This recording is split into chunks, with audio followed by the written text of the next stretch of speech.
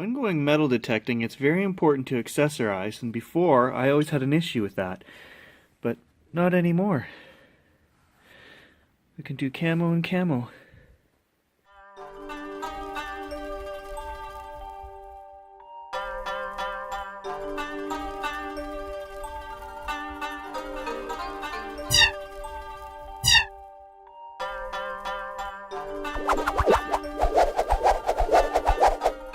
I haven't been here 2 minutes, guys. I just got set up, and here comes the rain. But it's not going to stop me today. It's going to take a tornado to stop me today. Hey guys, Unfrequented World out at the park. I don't know if you guys can see, but it is raining. I just got here. The sun was out a little bit. It's been raining for 3 days. But I couldn't get a new machine and not use it 2 days in a row. So we're here and we're going to make this happen. The plan for today is a straight up field comparison. We're going to swing the bounty hunter, find some targets, see what depth and what ID is showing, and then we're going to do the same thing with the Garrett. Then we're going to dig it up and see what's what, which one is right. Are they both right? Is one better than the other? And I'll give you my general impression of the feeling of the machine. I can tell you right now, it's a heavier machine already just from playing around with it a little bit. But we'll do some side-by-side comparison, and that's what we're going to do today. So here's the first signal that's showing something other than iron, guys. It is showing iron, sorry, but it also showed foil. It bounced to foil for a second, and then it bounced to aluminum for a second. There was a foil right there, there's 10 cents.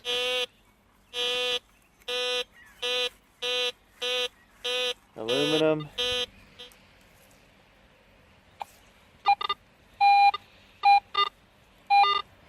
$46 to $53. Showing right there at 10 centimeters. It's somewhere right here, so I'm showing 3-4 inches. Initial impressions, guys, this is the very first hole that I'm digging with the White Stigmaster.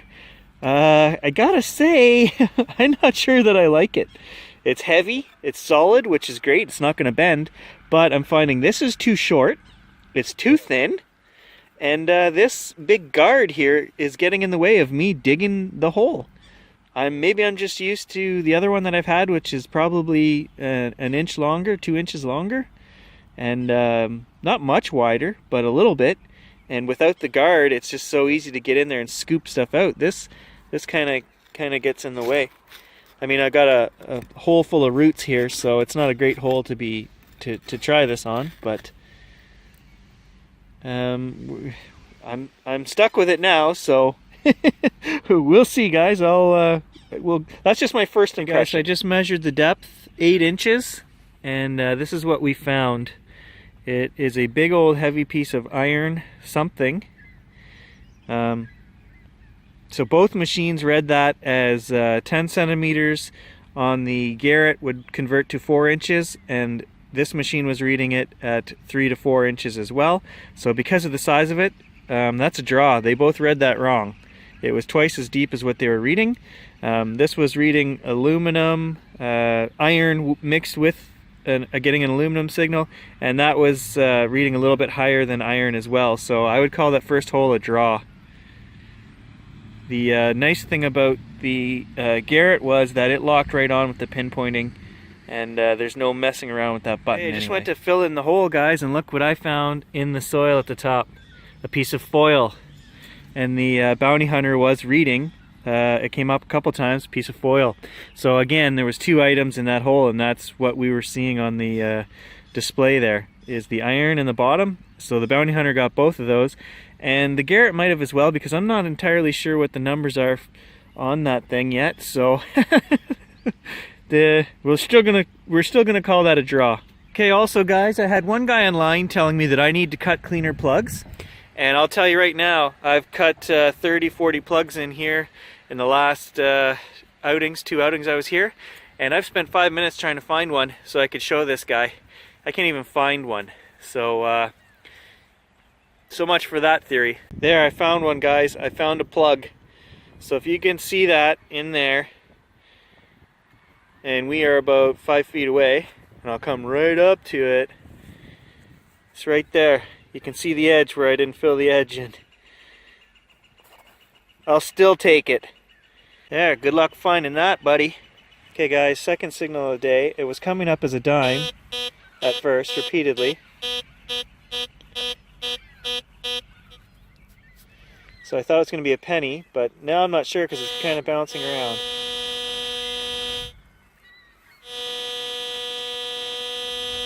So we got 6 inches there if I press the coil right into the ground. So I'm going to mark that and we'll take a reading with the Garrett.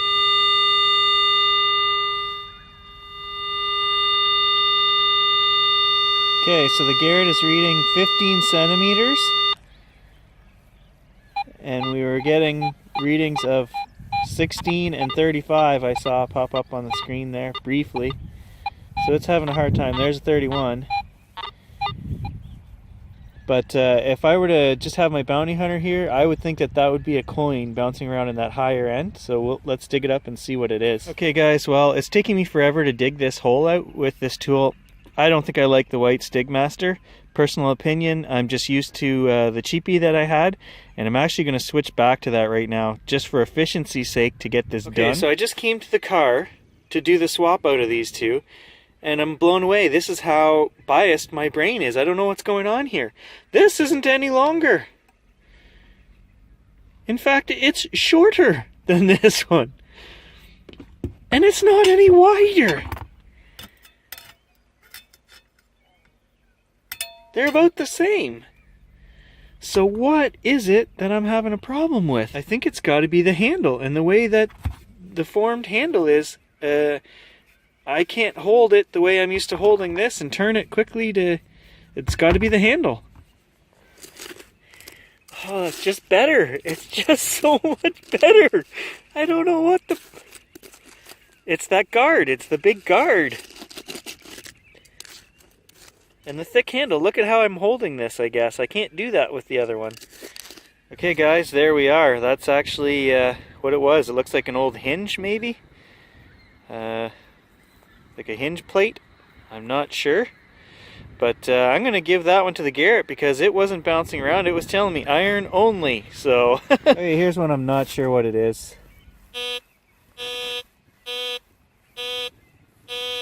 At first I was getting only penny readings, and then now it's bouncing around, showing foil, iron, aluminum.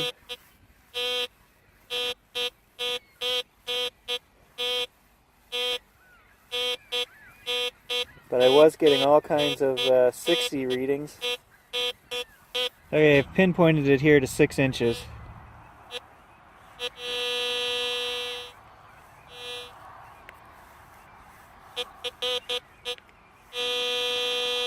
Same hole.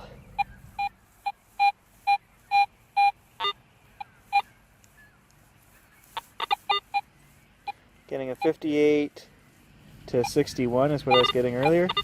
Reading at 20 centimeters. I don't know if there's more than one item here or what's going on.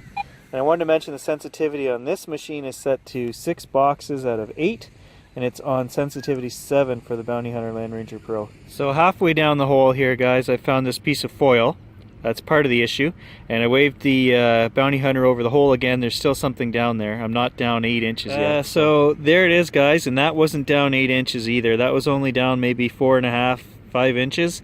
And it was in the side of the hole. And I think it was the orientation, maybe. It was pointing up. It wasn't flat. So both machines were reading the foil and this. So again, pretty much a draw, I guess. Oh, there's a 61.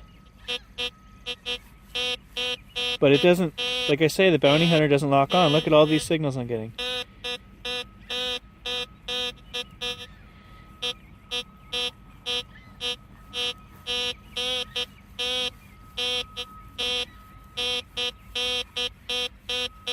There's the most consistent that I can get right there. 56, 55, 61, 66, 60. Okay, so we're going to pinpoint that.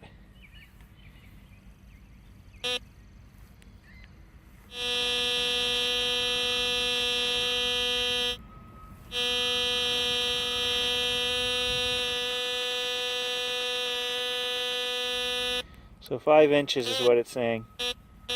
Okay guys, so I gotta give it to the Garrett here in terms of pinpointing.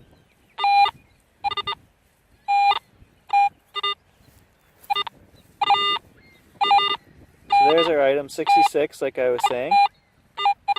And if we want to pinpoint it, we move off to the side. And you watch that bar at the top. It goes up and it shows you exactly where we are.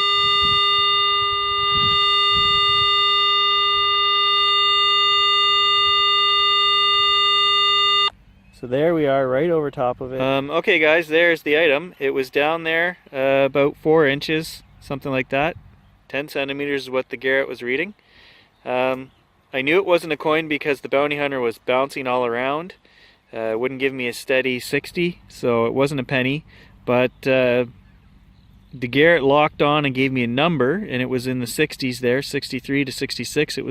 It seems to have a better lock on with the numbers. I just don't know what the Garrett numbers are yet. So guys, after digging 5 or 6 holes, I've been out here an hour just playing around and comparing them. I can say that the grip on the Garrett does feel a lot softer, a little more comfortable, but the machine is substantially heavier, which is not a bad thing. It's, I mean, you can still swing it all day long. It feels like it's about twice as heavy as the bounty hunter. So the bounty hunter's lightweight, but like I say, the Garrett's not gonna hurt you swinging it all day. It's not that heavy. In terms of what I'm finding, neither machine will just tell me exactly what anything is. They kind of bounce around IDs and whatnot, but I think the Garrett has a better system. It locks on and it seems to be closer. When it gives you a number in the 60s, it stays in the 60s. If it gives you a number in the 30s, it stays in the 30s. Where the bounty hunter, it jumps all over the place and you kind of have to look, oh, did foil pop up? Did iron pop up? And if either of those did, that's probably what you're getting. Where the Garrett seems to be a little more consistent within a 10 number range anyway, from what I'm seeing so far. Okay, so now I'm playing with the Garrett and I cranked the sensitivity all the way and I found a signal that's reading in the high 80s and it's down right off the bottom of the chart there, 25 centimeters. And when I pinpoint it, it doesn't, it's so deep that it shows me where it is, but it's not filling that bar all the way to the top. So this interests me.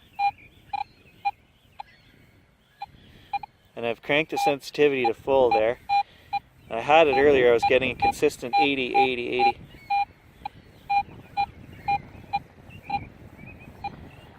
If we pinpoint it,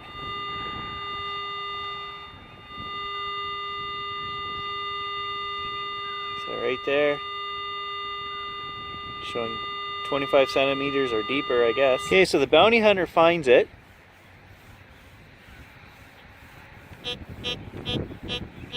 But it gives me no idea at all. Okay, let's try pumping up the sensitivity to full. Sorry. We'll match the Garrett to keep this fair. Okay, there we go. Hey, you know what, guys? I'm getting the same kind of readings here, actually. A higher reading, I would definitely dig that. But walking around here on number 7, I would get so much interference if I put the machine higher that I can't really go above 7 unless I find a specific target like that. Then I bump the sensitivity up. So, you know what? They're both doing an excellent job. They're doing about the same job. This shows that item's 8 inches down. I found it a minute ago there. There, 8 inches. Okay, so there we got it, 8 inches. We're gonna dig right there and find us a coin, guys. So not a coin, guys, down about 9 inches. I don't know what it is, it's hollow, it's light, I can tell. Maybe a button of some kind that's just corroded right over. But to my disappointment, not a coin. Well, I don't know what it is.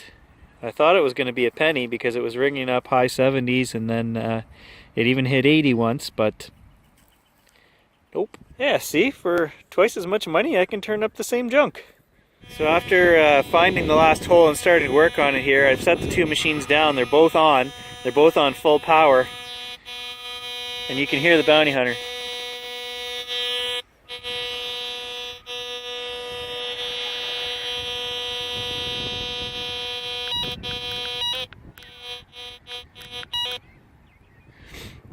Like it just picks up a lot more interference. The noise canceling isn't as good. The Garrett, I haven't heard a blip out of it. It's on full power right now. Same thing.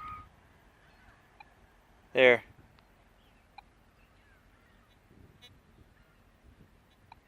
Getting the odd little blip out of this guy on full power, but that's nothing.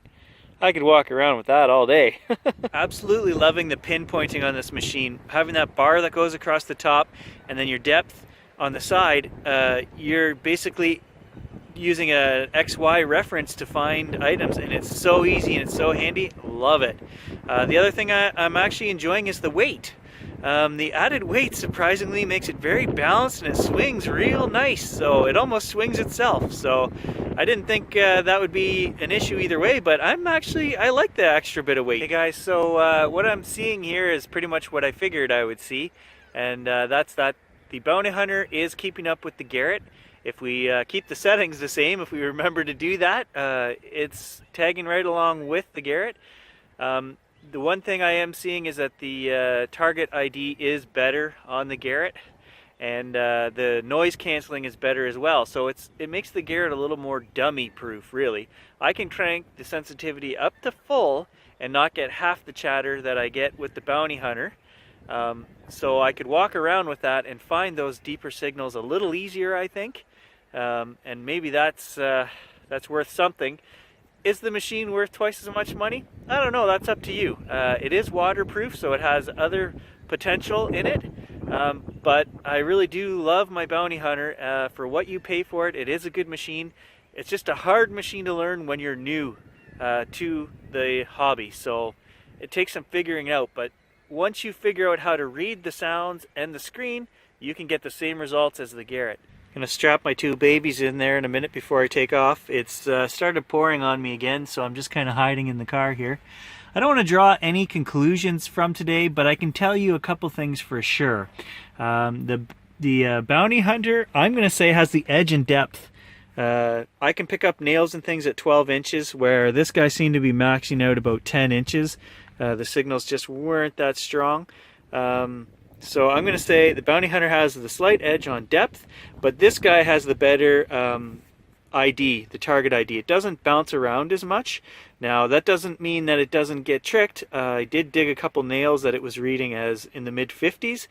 It depends on what they're putting in the nails, right? So all in all, guys, very similar machines, very similar results, and I kind of already knew that before heading out.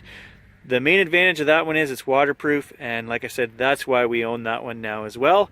This one here, a huge benefit is it's half the cost of that one. So guys, if you're just looking to get into it, both of these are excellent machines. That has the reputation of being well used and known by everybody. This one not as much. It has a great reputation as well, and they're both justified. So if you're not spending $2,000 on a machine, guys, you can't go wrong with either of these. So that's my day one report comparing those two machines.